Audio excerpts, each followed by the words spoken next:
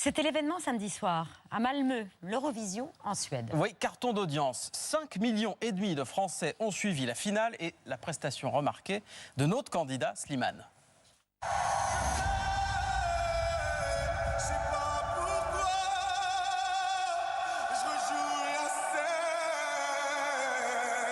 Mais c'est toujours la même fin qui recommence, tu n'entends pas ma peine.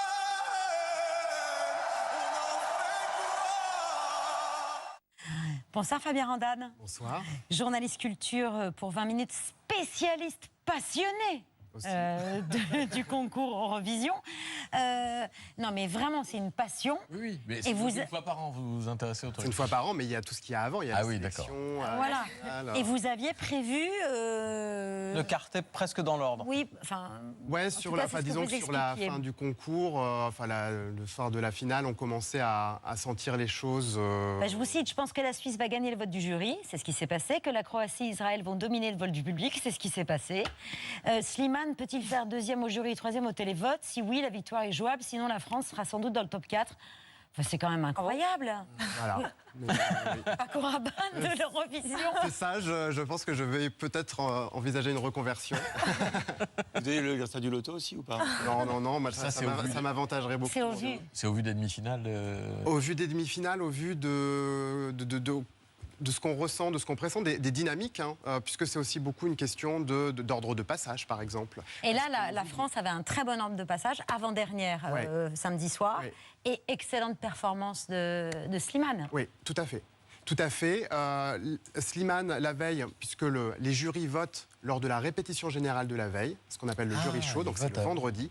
Et Donc c'est là qu'il ne faut pas se rater. voilà, c'est là qu'il ne faut pas se rater. Et Slimane n'a pas donné sa meilleure prestation ce vendredi-là. Ce qui explique qu'il n'y ait pas eu autant de... Ils n'ont pas choosé la France comme à Voilà, je Versailles, pense quoi. que si il a eu 4 fois 12 points, pardon, donc c'est déjà bien, mais je pense qu'il en aurait eu un peu plus si il avait été un peu plus en forme, mais il s'est économisé justement au niveau vocal pour le samedi. Pour le public. Voilà, pour le public, et il a tout donné. Il a fait vraiment le samedi la prestation de sa vie. Je pense que c'est pas exagéré de dire ça. Il était préparé, il est professionnel, on sait sa carrière, on sait qu'il a l'habitude de gérer le stress, la pression, etc.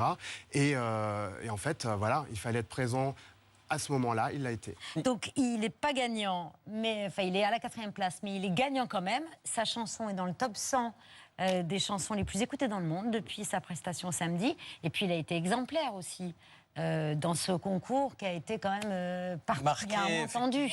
Oui, par les tensions et notamment la question de la guerre à Gaza. D'ailleurs, Slimane lui-même, regardez, il a été interrogé à ce sujet et il a préféré éviter d'entrer dans la polémique. I want to know if you heard the Israeli song Hurricane. Yes, of course, yes, and I love. She sings very good, and I think she's a good artist. Great, and do you have any message for the Israeli viewers? It's like Just a message for very weird not to know about your Alors, sans la question piège, je préfère pas répondre. Il a raison, Slimane, à ce moment-là, d'après vous. Il ne faut pas rentrer dans ce jeu-là quand on est un artiste? Il y a des artistes qui ont souhaité prendre position. En fait, je pense que chaque artiste doit être libre de s'exprimer sur un sujet comme ça ou pas. Je pense qu'il peut y avoir la peur de dire un mot qui va être mal interprété d'une manière ou d'une autre, qui peut porter préjudice. Slimane, d'ailleurs, dans sa répétition du samedi après-midi, donc avant la finale, il a arrêté, il a interrompu sa prestation. Au moment de la capella, voilà, il n'a pas fait la capella et il a fait une déclaration, un message pacifiste en disant que lui, il rappelait le slogan de cette édition qui est United by Music, unis par la musique, oui, mais dans l'amour et la paix. Et on va dire qu'il a pris position à ce moment-là.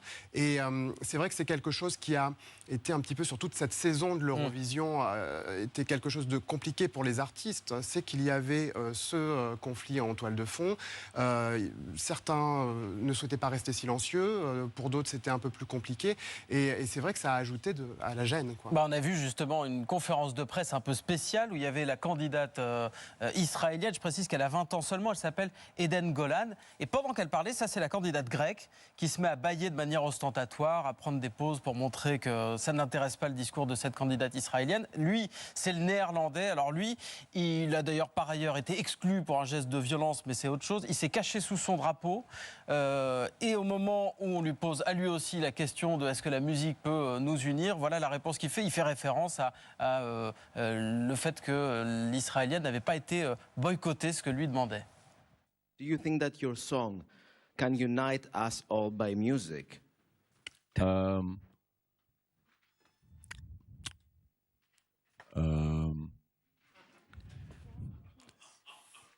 I think that's a good question for the EBU.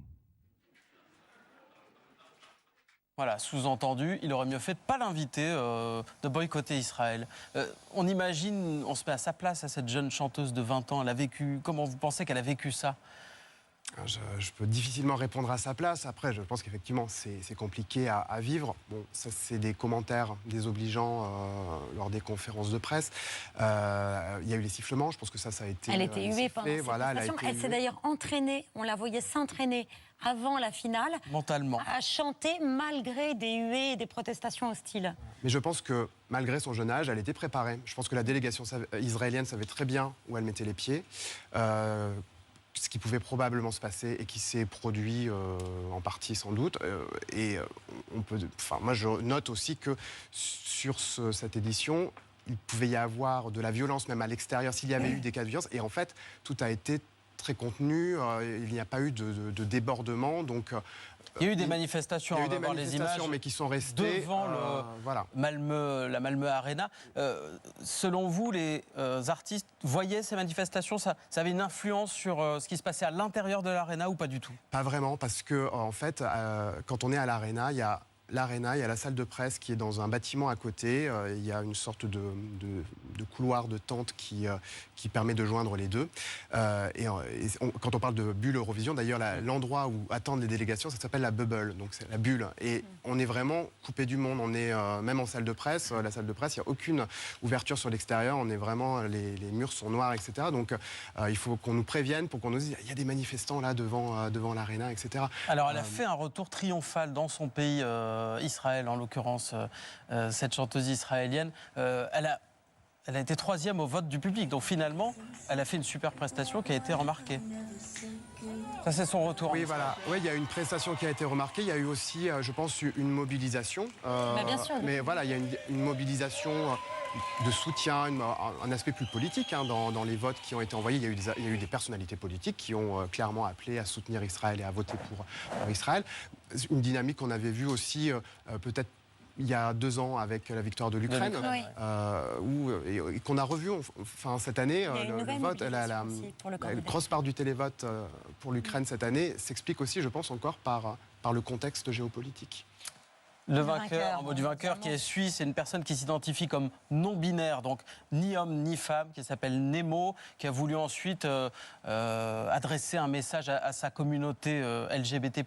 On se souvient aussi de la drag queen à barbe Conchita Wurst qui avait gagné en 2014, de Bilal Hassani, le français, qui en 2019 avait écrasé un peu, pris le devant de la scène, même s'il n'avait pas gagné. C'est aussi ça, l'Eurovision. L'Eurovision, c'est un concours qui permet de mettre en avant le combat pour la visibilité des personnes LGBT+. Oui, c'est vrai que c'est un concours qui se démarque par cet aspect-là aussi. On peut même noter dès 1998 avec la victoire de Dana International pour Israël, une femme trans. Et c'était effectivement une victoire à une époque où les personnes trans n'étaient pas dans les médias forcément représentées de la manière la plus valorisante possible. On voit qu'encore aujourd'hui, il y a beaucoup à faire contre la transphobie et les traitements médiatiques qui peuvent être faits.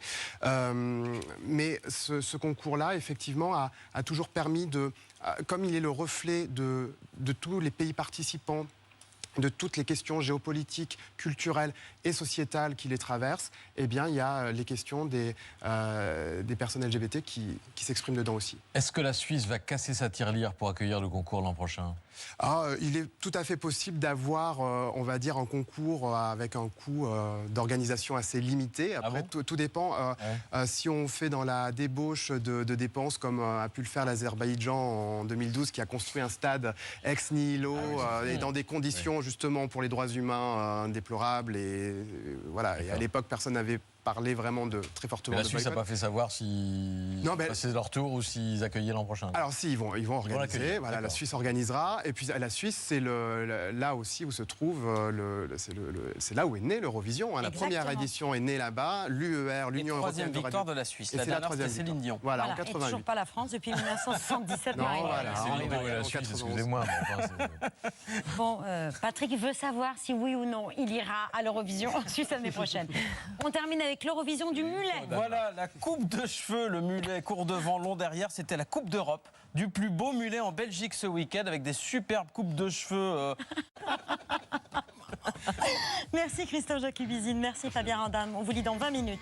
Le patron des Échos était notre invité ce soir. Dans un instant, Jean Reno, Evelyne Bouix, Nico Saliagas, les rats d'auteur, les actualités de Bertrand et le dîner froid de C'est à vous, faute de chef ce soir, qui nous a posé un lapin.